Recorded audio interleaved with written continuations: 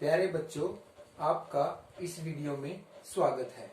आशा करता हूँ आप सभी अच्छे से होंगे।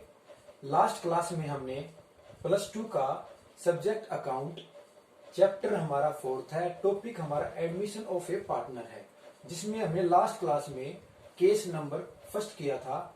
केस नंबर फर्स्ट में क्या था, अगर आप हमारा पहला पार्ट देखना चाहें तो आप डिस्क्रिप्शन में जाकर लिंक पर क्लिक करें और फर्स्ट पार्ट देखें, उसके बाद इस पार्ट को देखें।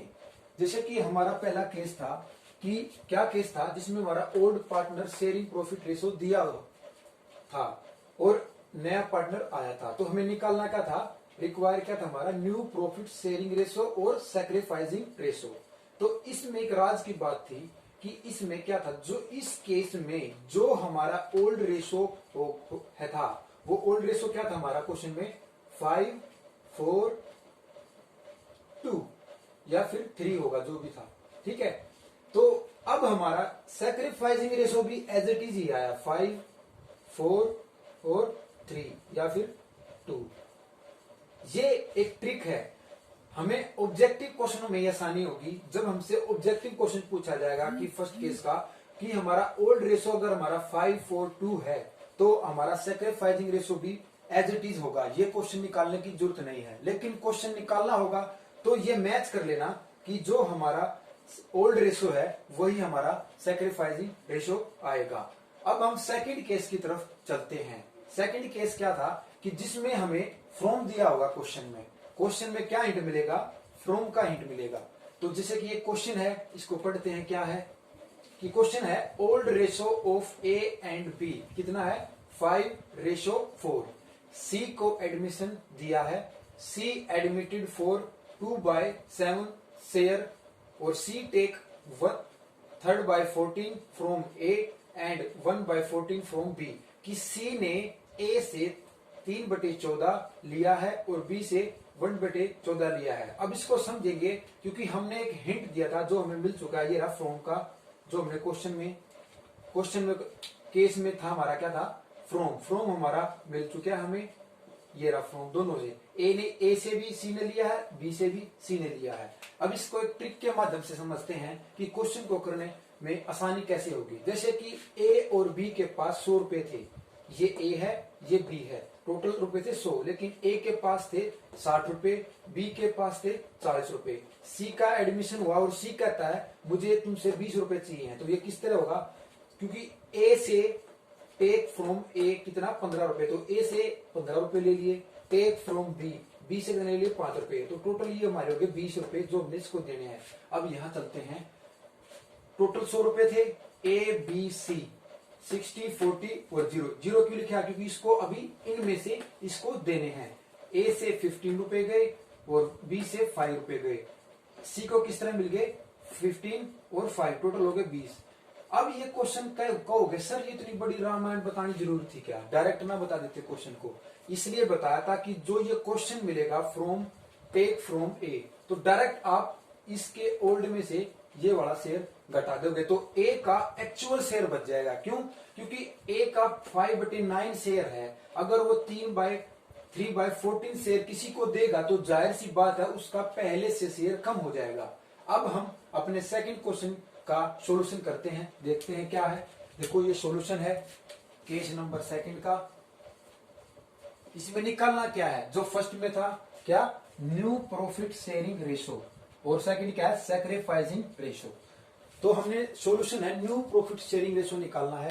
इसमें ए का न्यू शेयर हम देखते हैं कि ए कितने हिस्से के लिए था 5, टोटल कितना हो गया 9, 5/9 माइनस, अब इसने अपने शेयर कितना सी को दिया है, ये सी को दिया है ए ने, कितना दिया है 3/14, ये लिख रखा कि सी टेक्स 3/14 फ्रॉम ए, तो 3/14 सी ने लिया है कितना, तो इसका अब हम कैलकुलेशन करेंगे तो हमारा नीचे 9/14 एलसीएम निकालेंगे।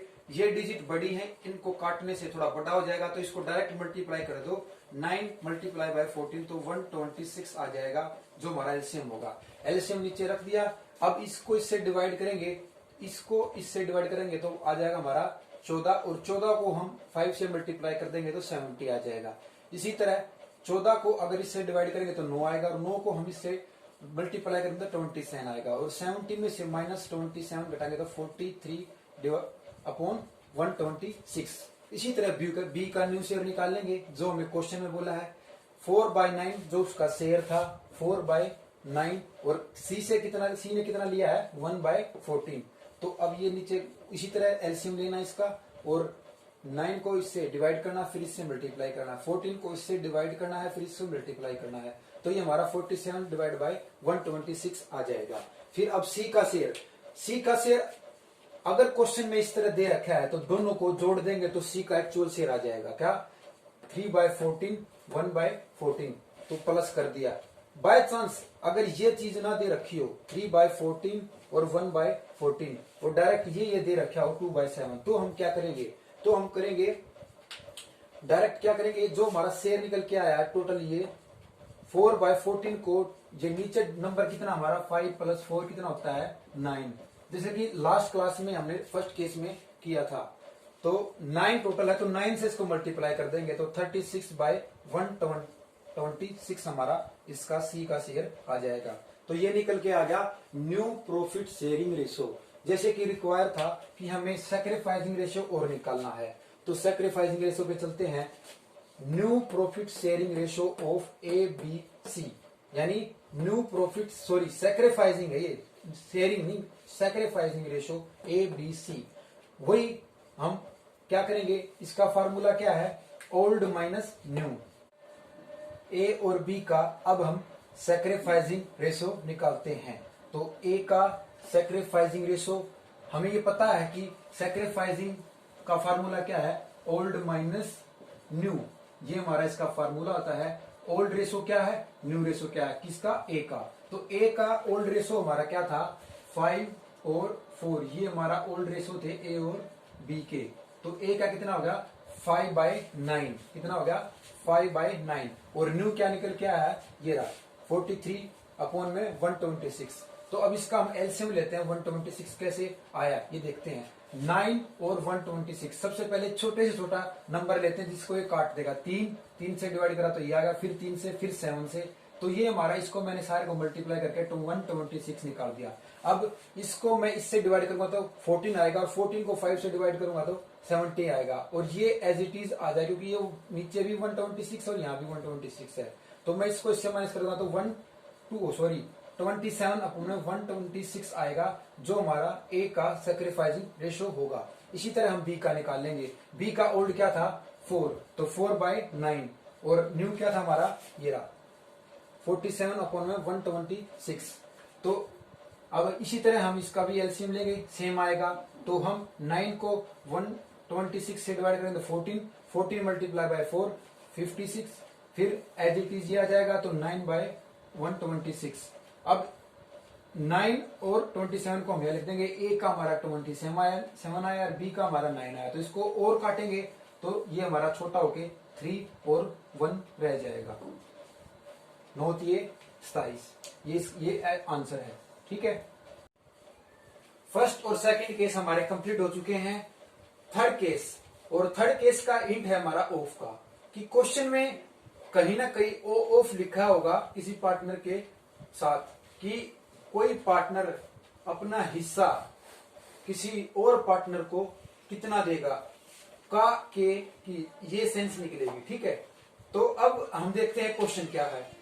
ए B partner sharing profit ratio 7:3, C को एडमिशन दिया उन्होंने।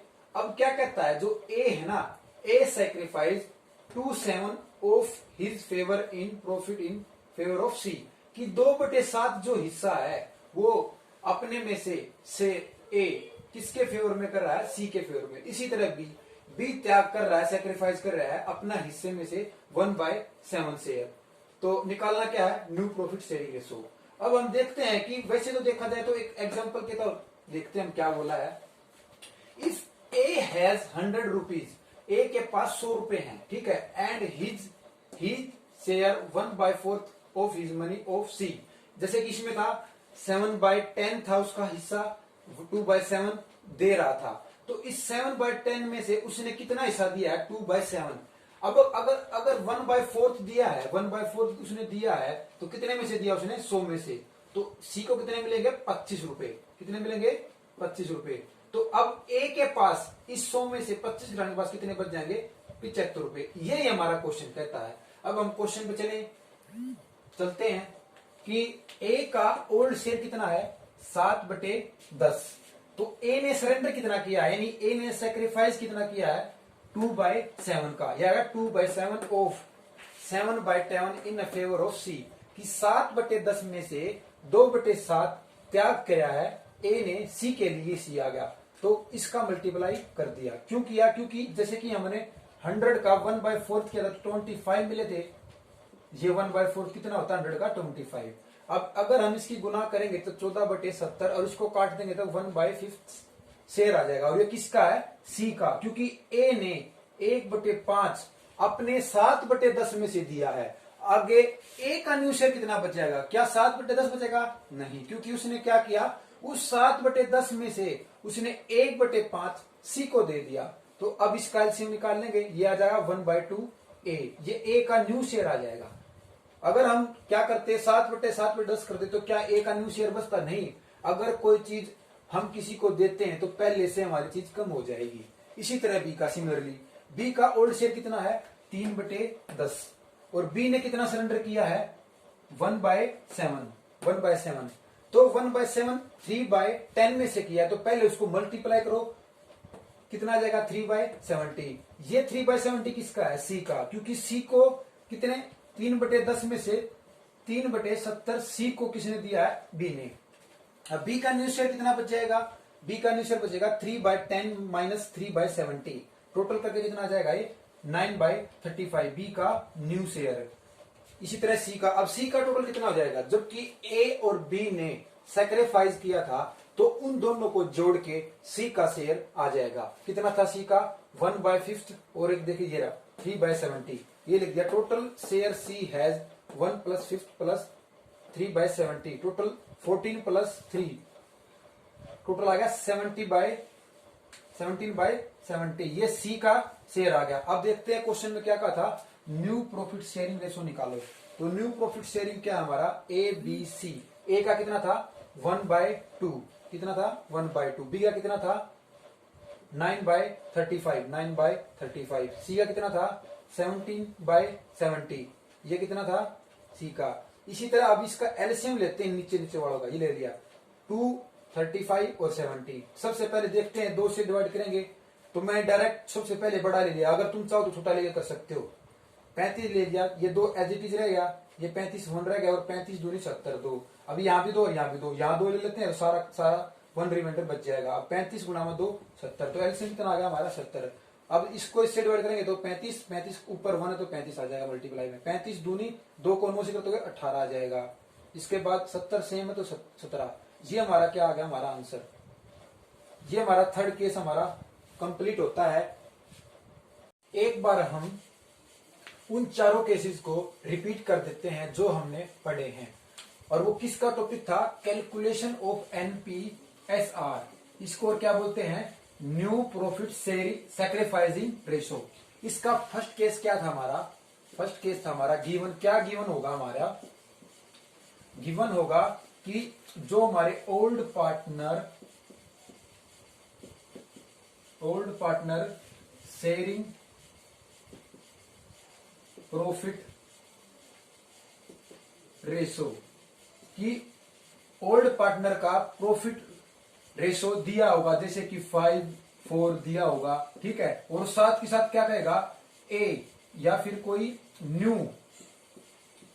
न्यू पार्टनर एडमिट, यानी न्यू पार्टनर आएगा बिजनेस के अंदर। पहला केस था कि पहले केस में ओल्ड पार्टनर रेशो दे रखा होगा और नया पार्टनर आएगा जो हमने पीछे किया है। और सेकंड केस क्या कहेगा कि क्वेश्चन में हमें फ्रॉम दिया होगा। थर्ड केस में क्या होगा? हमें ऑफ दिया होगा। और फोर्थ केस में क्या होगा? इक्वल। ये सारी बातें हमें ध्यान में रखनी है और इनको ध्यान में रखते हुए हमें आगे क्वेश्चन करना है। फ्रॉम टेक हो सकता है, ये चारों की चारों बातें हमें याद रखनी है जब भी हमने calculation of NPSR, non profit sacrificing ratio निकालना है। आशा करता हूं आज आप सभी को यह वीडियो पसंद आया होगा। अगर कोई भी प्रॉब्लम आई तो आप नीचे कमेंट्स में लिख सकते हैं। पिक्चर की क्वालिटी साफ नहीं है वो भी लिख सकते हैं।